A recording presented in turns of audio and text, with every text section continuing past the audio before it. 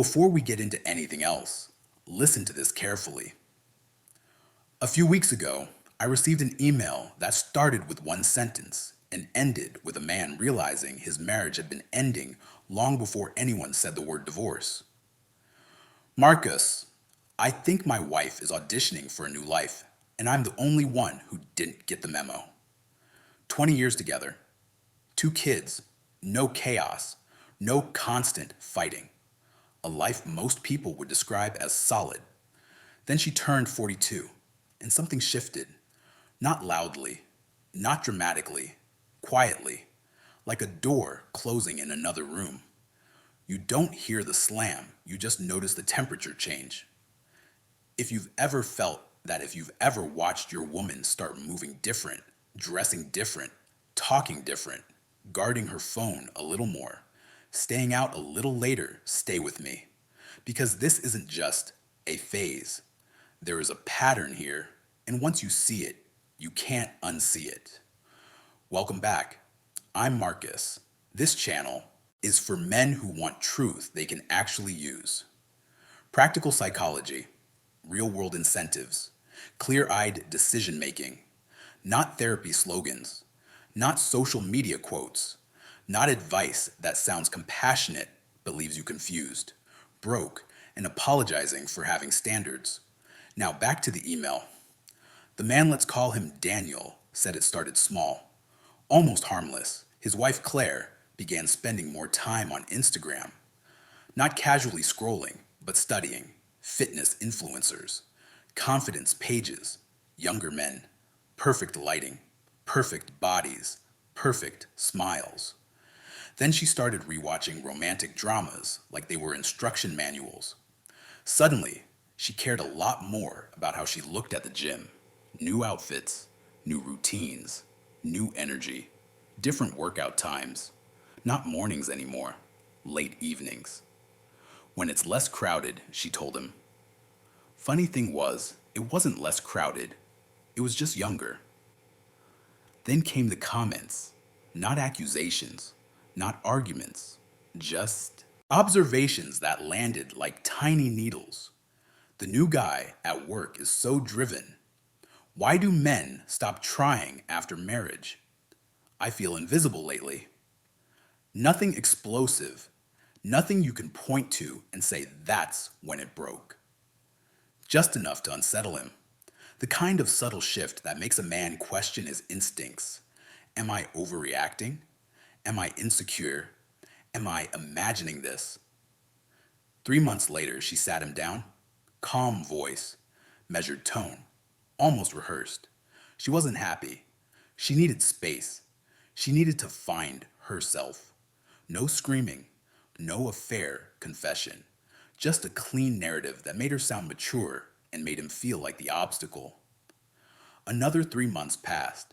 Daniel opened Facebook and saw the photo. His wife smiling in a way he hadn't seen in years.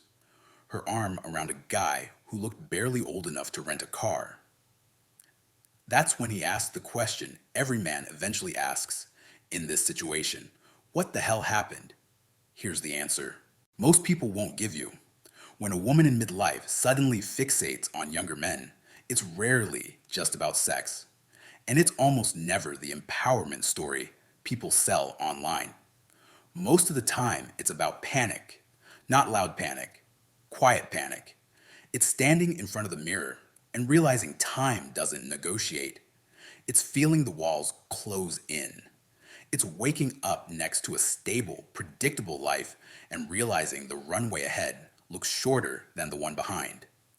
It's the pressure of an unspoken question. Is this it? And when human beings feel threatened by aging, regret, loss of identity, the mind does what it always does under pressure. It builds a story that turns fear into freedom. In that story, she isn't aging, she's evolving.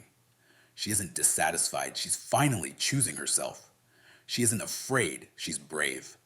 The younger man becomes a symbol. Proof she still matters. Proof she's still desired. Proof she hasn't faded into the background of her own life. Social media pours gasoline on this narrative. Age is just a number. Live your truth. You deserve happiness. Those phrases sound compassionate until you realize they often function like anesthesia, quieting anxiety without addressing its cause. Now understand this clearly. Not every woman over 40 who dates younger is delusional. Not every younger man is predatory. People are individuals. But patterns exist, and men ignore patterns at their own expense. I've spoken privately with women in these situations. No filters, no audience, no applause. When the performance drops, the truth leaks out. They feel exhausted, conflicted, ashamed. One woman, 42, corporate director said, "He made me feel alive." 3 weeks later, he stopped answering her messages. Another, 43, divorced with 2 kids, was convinced she'd found her soulmate in a 28-year-old bartender. He listened. He nodded. He mirrored her emotions perfectly.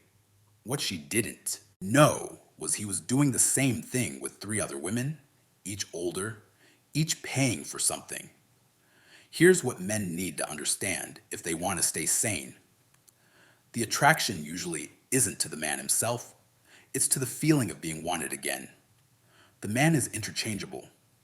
What matters is the hit, the validation rush that temporarily numbs the deeper fear. I'm becoming irrelevant. That's why the emotional imbalance exists from day one. She thinks it's a connection. He thinks it's convenience. She imagines the trips, futures, introductions. He's already managing distance, keeping it casual, keeping it private, keeping his exits clean. She's falling. He's benefiting. And she often can't see it because she needs the fantasy. Not because she's cruel, because she's afraid. Back to Daniel's email. He said he tried to talk to her calmly, respectfully. He asked what changed, what she needed, what was missing. She accused him of being controlling, insecure, threatened by her happiness. That's another pattern. When fantasy is threatened, reality becomes the enemy.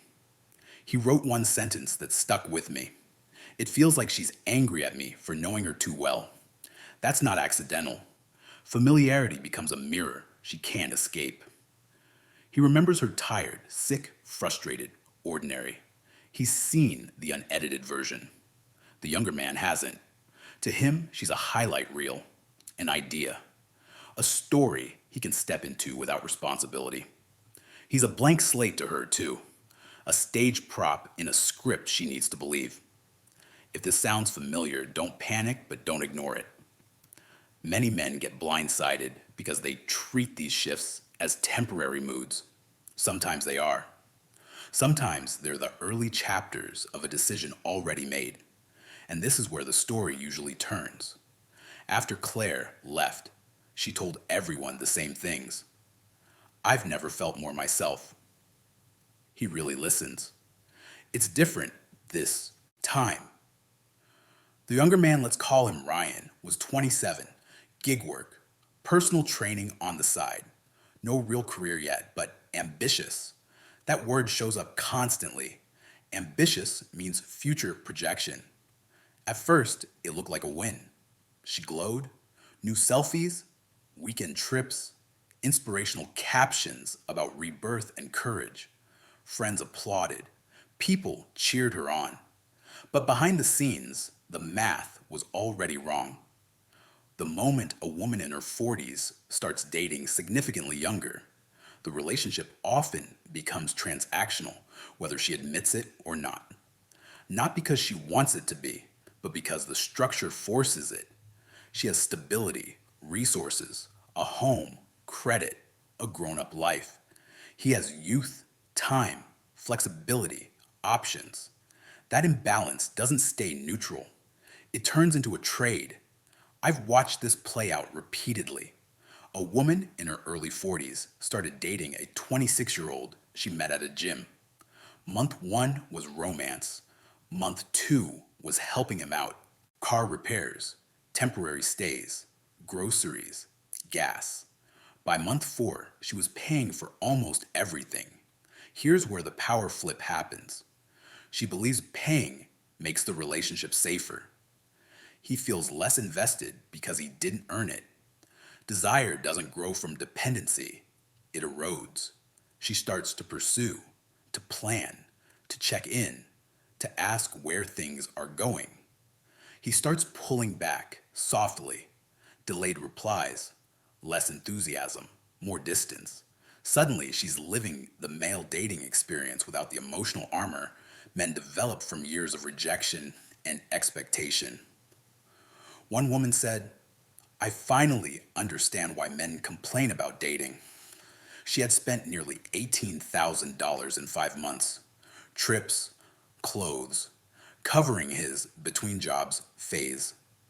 When she finally asked where it was headed, he said, I'm just enjoying the moment. Translation, there is no future. She called it supporting his dreams. He called it Tuesday. That's the irony. People love equality until they're the ones carrying the burden. When roles reverse, resentment builds fast. She thinks the connection is deep because he listens and mirrors her emotions. But listening costs him nothing. Attention is cheap when you're young, unattached, and being supported. Meanwhile, his calculation is different. He's thinking about optics, friends, embarrassment, whether she'll post photos, whether he'll be seen as managed instead of respected. He manages visibility because embarrassment kills desire faster than age ever could. She plans weekends away. He plans exits. Eventually, novelty fades. And when it does, the imbalance becomes impossible to ignore. 6 months after leaving, Daniel wrote again. Credit cards maxed, savings gone. The younger man had moved on. The worst part wasn't the money. It was realizing everyone had warned her, and she'd cut them off. That's when resentment often turns toward the husband, because he represents what she tried to outrun. Stability, reality, consequence. 9 months later, another email. Shorter, no anger, just fatigue. She says she's tired. Dating is harder than she expected. The men don't want commitment. Then the line that matters most. She's angry at me for moving on. That's where biology, culture, and life stage collide. A woman in her 40s and a man in his 20s are not just different ages. They're in different worlds. She's thinking about long-term security, health, energy, responsibility. He's thinking about experience, novelty, options. Sex can bridge that gap briefly. It cannot build a life across it. What felt exciting becomes awkward. Friends notice. Kids notice. The age gap stops feeling rebellious and starts feeling exposed. One woman admitted, I feel like I have to stay young to keep him. That isn't empowerment. That's performance. And here's the truth people avoid. Men and women experience aging differently in the dating market, not because of morality, not because of fairness, because attraction follows patterns older than culture. A man with competence and stability can remain attractive for decades. A woman can absolutely be attractive in midlife, but leverage with significantly younger men is limited. He has time. She feels pressure. She may pay. He decides if there's a tomorrow. That isn't control. That's dependency disguised as choice. When the younger man leaves, the aftermath is quiet and brutal. Texts stop. Calls stop. Excuses appear. Then he's gone. She's left alone. Marriage gone. Money gone. Reputation bruised. Children confused. Friends silent. And eventually self-recognition arrives. She realizes the younger man wasn't proof of value.